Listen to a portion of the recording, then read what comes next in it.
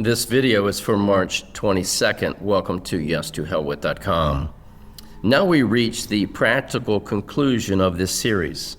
If good faith belief matters in law, if criminal tax liability depends upon willfulness, if willfulness means the intentional violation of a known legal duty, and if a sincere understanding can matter in a field as technical as tax law, there is one question that remains. How does a person preserve that good faith before the machinery of enforcement arrives? That is where the statement of understanding comes into play. The statement of understanding is not magic. It is not a charm. It does not force a court to agree with you. What it does is far more serious than that. It documents the process by which you came to understand the law. It shows that your position was not casual. It was not invented overnight. It was not a tantrum. It was a product of inquiry into definitions, jurisdiction, status, classes of persons, statutory language, and the structure of obligation itself. That is why this work matters. And then comes the next lawful step. Inquiry. Inquiry to Congress, to public officials, to agents. Now, if Congress wrote the definitions in Section 7701, if Congress structured the classes in the code, if Congress enacted the liability provisions, then Congress can and should be asked to clarify what those provisions mean and how they relate to the duties being enforced against the American people.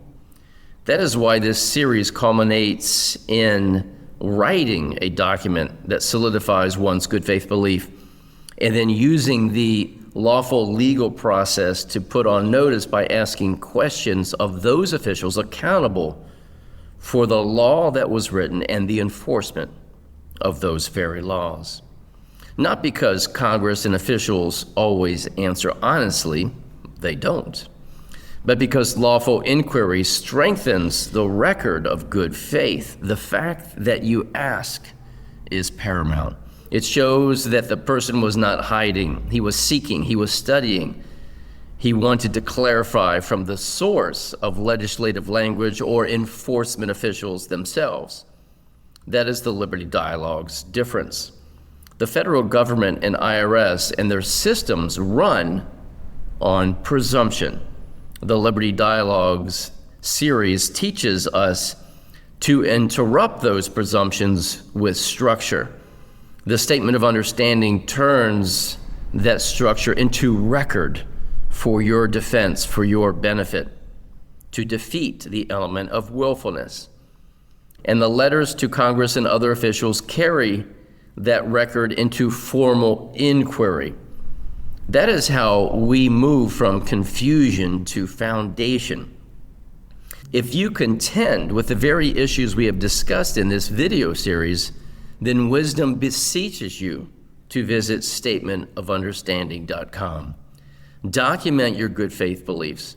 Build the structure that undergirds your understanding of the law. And as always, may truth reign supreme.